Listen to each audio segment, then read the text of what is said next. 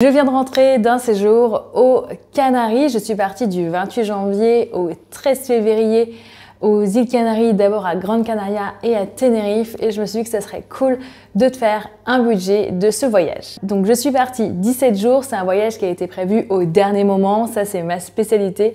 Je mets pas mal d'argent de côté pour pouvoir voyager, mais du coup je m'offre la possibilité de le faire un peu quand je le veux, parce que du coup j'aime pas trop anticiper beaucoup de choses dans ma vie, et donc là du coup ça s'est fait. Je savais à peu près que cette période-là de l'année j'avais envie de partir, j'en avais besoin, et donc j'ai décidé 2 semaines avant de réserver mes billets d'avion, et je suis partie avec un ami qui était disponible à cette date-là. Toutes les dépenses que je te partage dans cette vidéo, il s'agit de mes coûts à moi. On a tout divisé par 2, sauf s'il y avait des achats qui me concernaient, mais globalement toutes les dépenses me concernent pour moi une personne. Donc évidemment, quand il s'agit de louer une voiture, il faut diviser les frais par 2, le logement, etc.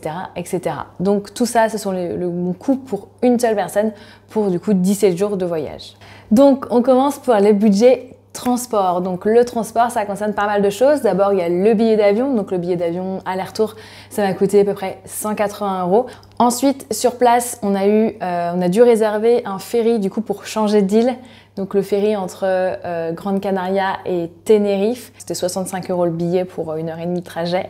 On a sur place, les îles sont pas immenses, elles sont plutôt bien desservies, mais pour avoir une certaine liberté, on a opté pour la location de voiture. Donc on a fait 2 jours en arrivant à Grande Canaria, où on était à Las Palmas dans la ville, et donc on n'avait pas besoin de voiture, donc on faisait tout à pied. Et une fois qu'on a voulu partir et bouger de l'île, on a loué une voiture pendant 5 jours à Grande Canaria, et on a fait la même chose à Tenerife. Une fois qu'on est arrivé à Santa Cruz, on est resté quelques jours dans le quartier de la Laguna, et ensuite on a loué une voiture pour les 9 jours qui suivaient pour pouvoir faire le tour de l'île.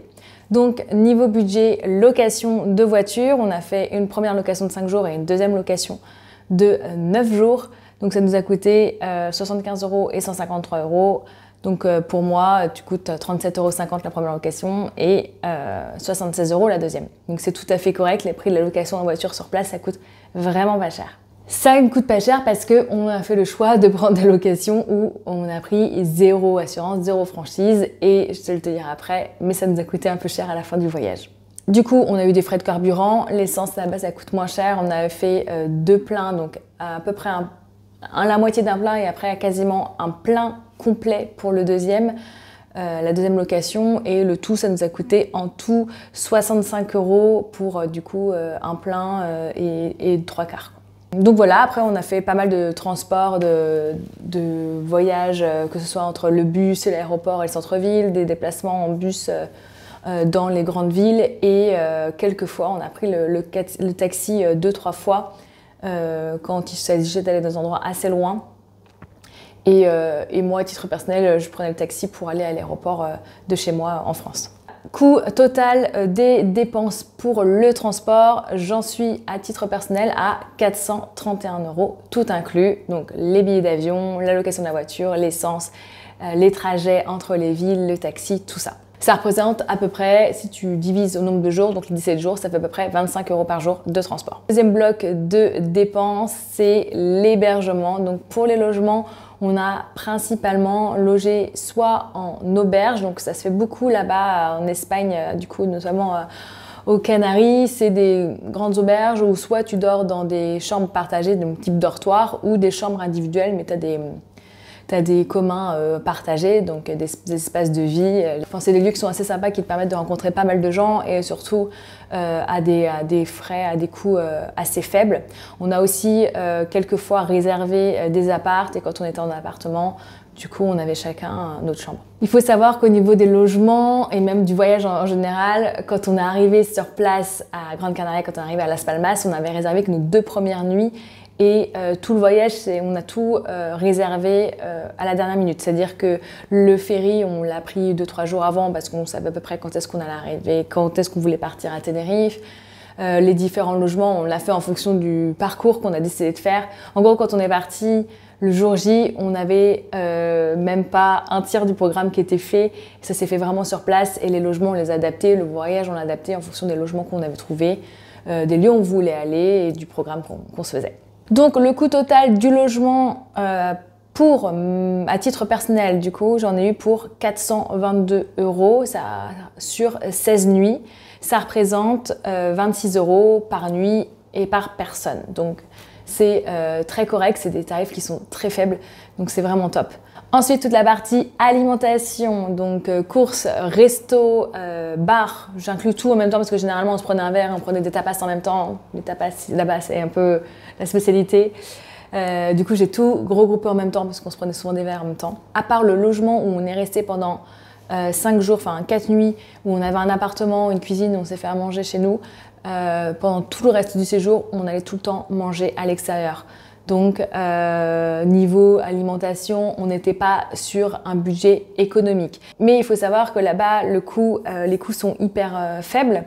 Par exemple, quand on allait se commander une pizza, c'était 8-9 € la pizza, la grande pizza dans un restaurant. Donc, c'est tout à fait convenable.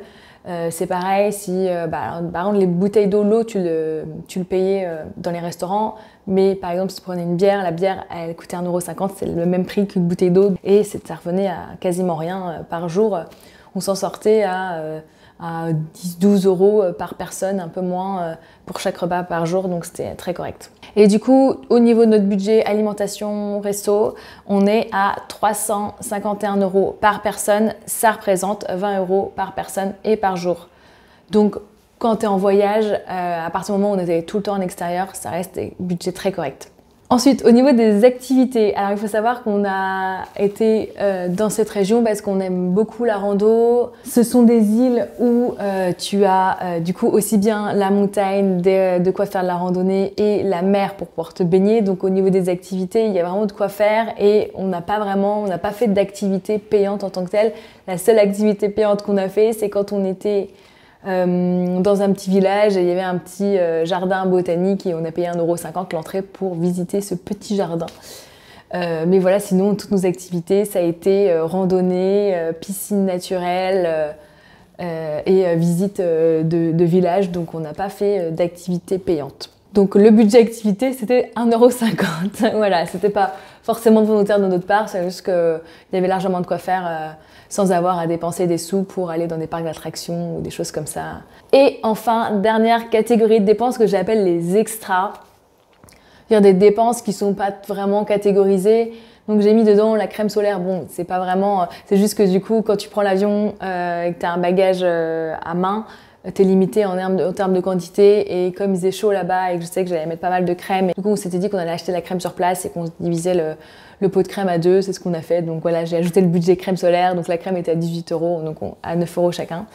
J'ai également acheté une lampe frontale et ça m'a un peu embêtée, j'étais un peu frustrée d'acheter parce que j'en ai plusieurs chez moi et j'ai complètement zappé de le mettre dans mon sac avant de partir, sachant qu'on a fait une randonnée de nuit, on a été au Pico del Teide qui est le point culminant de l'île Tenerife, qui est un sommet qui est à 3700 mètres d'altitude et du coup on est parti de nuit à 4 h du matin, donc on était obligé de faire de la randonnée avec des frontales, donc j'étais obligée de m'acheter une frontale sur place. Ça m'a un peu embêtée vu que j'en avais déjà plusieurs chez moi en France. Donc j'ai acheté une frontale à 10,50 € et encore j'ai de la chance parce que les Espagnols sont très très sympas. C'est-à-dire que j'avais commencé à prendre, il n'y avait pas les tarifs dans le magasin et du coup j'ai pris une frontale d'une marque que je connaissais parce que je savais qu'elles étaient très bien.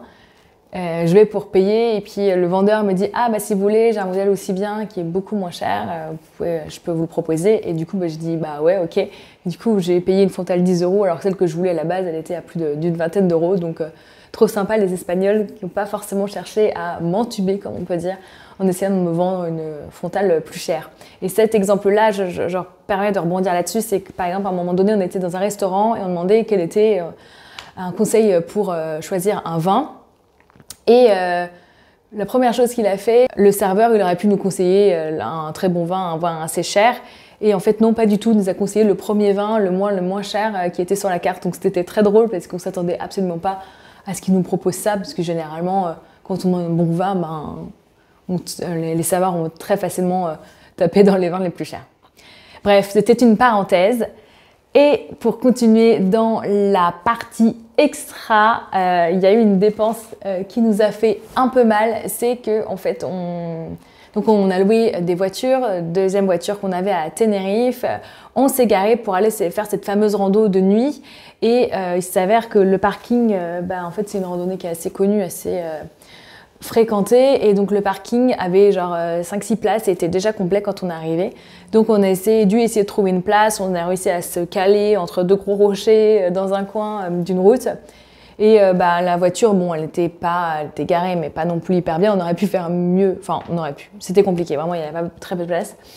Et au retour de la randonnée, on s'est rendu compte que il y avait un petit pet sur la voiture. On s'était fait cogner dedans.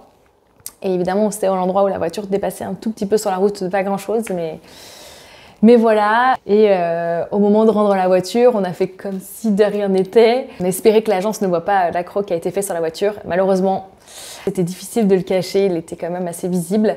Et on a dû payer un petit billet de du coup 450 € parce que du coup ça a été considéré comme cassé. Enfin bref, voilà, on n'a pas trop chipoté derrière, on n'a pas trop négocié, sachant qu'on avait réservé les voitures sans prendre de franchise ni d'assurance. Donc on assume notre connerie. Voilà, donc on termine le voyage. On a terminé le voyage avec une petite facture salée de 450 €. Donc à peu près, du coup, ça faisait 220 € par personne à ajouter au budget voyage qui n'était absolument pas prévu. Après, je relativise en me disant que les voitures de location, c'était quand même très très peu cher. Donc en soi, c'est pas très grave. Les aléas, ça arrive. Globalement, c'est un voyage qui coûte relativement peu cher, qui est très accessible. Donc c'est ok, je passe à autre chose, il n'y a pas mort d'homme, c'est pas grave. Donc pour résumer, je te fais un résumé de toutes les dépenses par catégorie. Tout d'abord, on avait le transport, donc à 430 €, l'hébergement pour 422 €, la partie alimentation et resto pour 350 €, les activités pour 1,50 € et les extras du coup pour un budget de presque 250 €. 250 € sur le budget, ça fait une petite somme quand même.